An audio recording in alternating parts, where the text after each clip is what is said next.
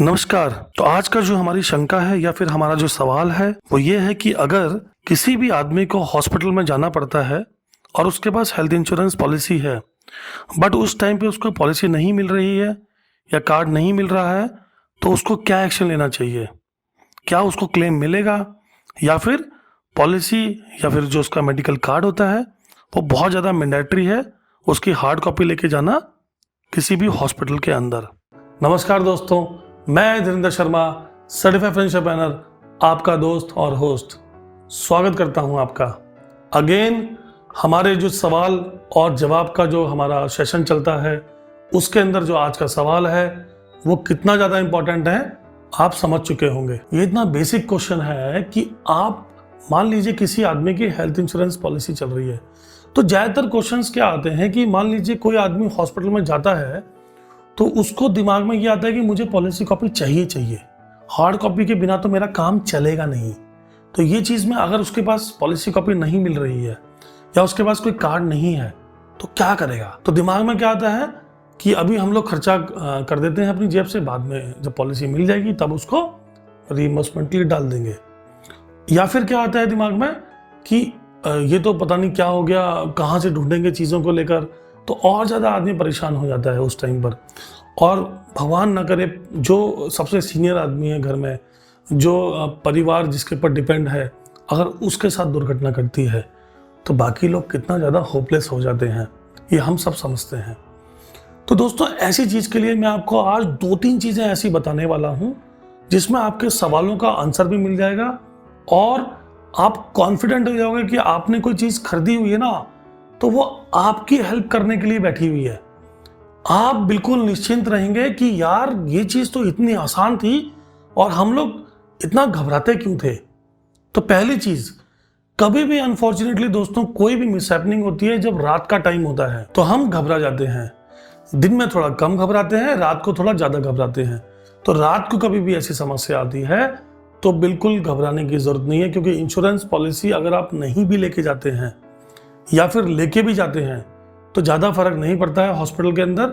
Hospital उस time पे आपसे कुछ इनिशियल पेमेंट जमा करवाता है, क्योंकि रात को उनका टीपीए नहीं होता है, यानी थर्ड पार्टी एडमिनिस्ट्रेशन वाला जो डेस्क होता है हर हॉस्पिटल के अंदर, वहाँ पर आदमी नहीं होते हैं ज़्यादातर हॉस्पिटल्स के अंदर।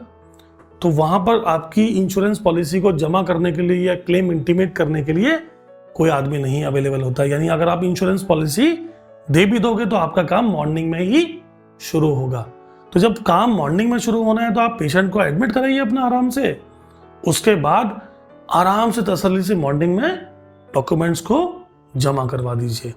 तो इसीलिए रात को कभी भी पेशेंट को दिक्कत आती है तो अगर आप पॉलिसी कॉपी नहीं भी मिल रही है, नहीं भी लेके जाते हैं, तो डोंट वरी, आपका काम वहां पर भी कुछ होना नहीं है फिलहाल। तो आप क्या करेंगे?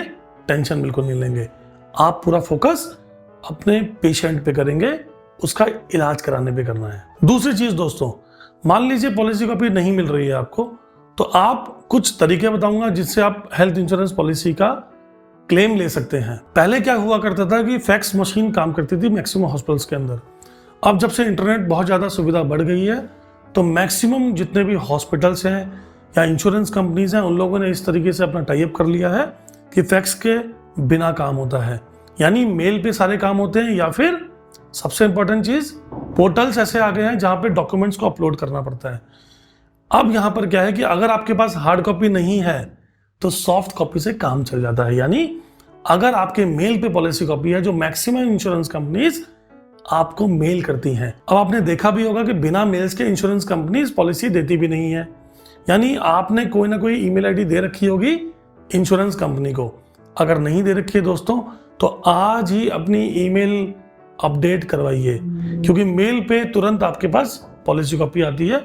आपको कुछ नहीं करना है, सिर्फ पॉलिसी कॉपी ढूंढनी है मेल पर और तुरंत वहां पर जमा कर देनी है। सॉफ्ट कॉपी ही चलती है, हार्ड कॉपी की जरूरत है ही नहीं आज की डेट में। अब मान लीजिए आप बोलते हैं कि मेरे पास मेल भी उस वक्त नहीं मिल रही है, कोई समस्या नहीं है। तो उससे बचने के लिए आपको क्या करना है, जो आपकी इंश्योरेंस पॉलिसी है सॉफ्ट कॉपी या फिर जो भी आपकी हार्ड कॉपी है, आप उसमें 2 चीजें पाओगे, एक होगा मेंबर आईडी और एक होगा पॉलिसी नंबर। आपको ये दोनों की दोनों चीजें अपने फोन में सेव कर लेनी है। अगर आपके बच्चे बड़े हैं, उनके पास फ़ोन है, तो उनको उनका मेंबर आईडी भी नोट करवा दीजिए, वो भी सेव कर लेंगे। जैसे हम मोबाइल नंबर सेव करते हैं अपना, उस तरीके से पॉलिसी नंबर उनको दे दीजिए, वो भी सेव कर लेंगे। और सॉफ्ट कॉपी अगर बच्चे बड़े हैं, उनके मोबाइल है या वाइफ के पास भी मोबाइल है, तो सॉफ्ट कॉपी उनको भी दे दीजिए। तो वो क्लाउड में अपने, चाहे वो गूगल ड्राइव हो, चाहे एप्पल हो, चाहे कुछ भी हो, वो अपना सेव करके रख लेंगे। सिंपल सा फंडा है। अगर वो भी दिक्कत आती है तो आपको सिंपल, मैंने क्या बताया, मेंबर आईडी और पॉलिसी नंबर सेव कर लीजिए, उससे भी आपका काफ़ी काम हो जाता है जनरली। आप इसमें बोलेंगे कैसे होता है, तो आपको क्या करना है, 2 चीज़ें करनी है। पहली चीज़, अपने एडवाइज़र का नंबर सेव करके रखिए। अनफॉर्चुनेटली कभी दिक्कत आती है, आप एडवाइज़र को कॉल करिए, आपको तुरंत पॉलिसी कॉपी वो देने की कोशिश करेगा, क्योंकि एडवाइज़र के पास मैक्सिमम कंपनीज पोर्टल देती हैं या फिर वो मैसेज देती हैं जहाँ से वो आपकी पॉलिसी मंगवा के दे सकता है। दूसरी चीज़ क्या होती है कि अगर आप मान लीजिए कस्टमर केयर में कॉल करते हैं, आपको अपना नाम, डेट ऑफ बर्थ पता ही होता है, अगर वो भी नहीं है, पॉलिसी नंबर बताएंगे, तुरंत आपको कोई भी कस्टमर केयर वाले आपको पॉलिसी तुरंत भेज देंगे। तो आपको टेंशन लेने की बिल्कुल ज़रूरत नहीं है, क्योंकि आपके पास टाइम होता है। दोस्तों, पॉलिसी जमा करना बहुत ज़्यादा अर्जेंट नहीं होता है, आपके पास टाइम मिल जाता है, क्योंकि जब आप हॉस्पिटल के अंदर एडमिट होते हैं तो डॉक्टर्स पहले देखता है, फिर रिपोर्ट बनाता है, उसके बाद इंश्योरेंस कंपनी को इंटीमेट किया जाता है।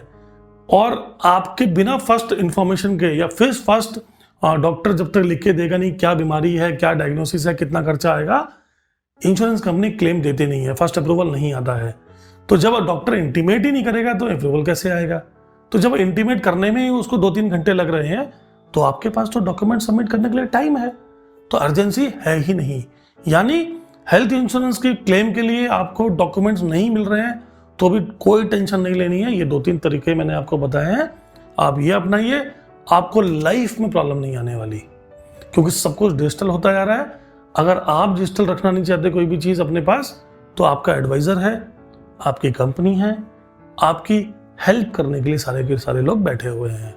तो इसीलिए अगर आपको हार्ड कॉपी नहीं मिलती है, कोई टेंशन नहीं है। ये 2-3 तरीके मैंने बताए, आप इसके हिसाब से काम करिए। और सबसे इंपॉर्टेंट एक छोटा सा तरीका मैं बता देता हूँ, आप क्या करिए, अगर आप मोबाइल फ्रेंडली हैं, अगर आपका बच्चा मोबाइल फ्रेंडली है, तो आपको क्या करना है, केवाईसी डॉक्यूमेंट भी साथ में रख लीजिए। यानी पैन कार्ड और आधार कार्ड टाइप की चीज़ें, या फिर कोई भी आपका आईडी प्रूफ वगैरह होता है जिसमें एड्रेस प्रूफ भी है, वो डॉक्यूमेंट्स आप पॉलिसी कॉपी के साथ सॉफ्ट कॉपी में रख लीजिए और आराम से जब दिक्कत आती है इकट्ठे हॉस्पिटल में दे दीजिए, आपकी टेंशन काफ़ी हद तक खत्म हो जाएगी। तो सबसे इंपॉर्टेंट एक और चीज़ क्या है, अपने परिवार में जो भी बाकी सदस्य हैं उनके पास आपके एडवाइज़र का नंबर होना ज़रूरी है, इंश्योरेंस कंपनी का कस्टमर केयर का नंबर होना ज़रूरी है। इंश्योरेंस कंपनी का कस्टमर केयर नंबर फिर भी मिल जाएगा आपको आराम से गूगल में, लेकिन एडवाइज़र का नंबर आप पक्का उनसे शेयर करिए। तो दोस्तों, ये सबसे इंपॉर्टेंट चीज़ें थी जो इस क्वेश्चन का आंसर पूरा करती हैं और आपको एक समझदार कंज्यूमर बनाती हैं, जो सब कुछ कर सकता है खुद इंडिपेंडेंटली। और एडवाइज़र के साथ आपका रिलेशन कैसा होता है, आप किस तरीके से उनसे चीज़ें हेल्प ले सकते हो, ये भी बताता है। तो क्लेम में बिल्कुल नहीं घबराना है, क्लेम आता है तो आपको क्लेम मिलेगा, सिंपल, कोई टेंशन लेने की ज़रूरत नहीं है। तो दोस्तों, इसी तरीके से मैं आपके पास वीडियो लेके आता रहूँगा, आपके सवालों का जवाब देता रहूँगा, आपकी शंकाओं को दूर करता रहूँगा। आप इनको दोस्तों के पास भेजिए, रिलेटिव्स के पास भेजिए, ताकि उनकी भी हेल्प हो सके और ऐसी मुसीबत में घबराने की बिल्कुल ज़रूरत उनको भी नहीं होगी। तो अगर आपको मेरी वीडियो पसंद आई है तो इसको लाइक भी कर दीजिए, शेयर भी कर दीजिए और चैनल को सब्सक्राइब करना बिल्कुल मत भूलिए। दोस्तों, अगर आपको मेरी ये वीडियो सबसे पहले देखनी है, ऐसी वीडियो जो मैं लेके आता रहूँगा, तो बेल आइकन पे घंटी को बजा दीजिए। नमस्कार दोस्तों, जय हिंद, जय भारत।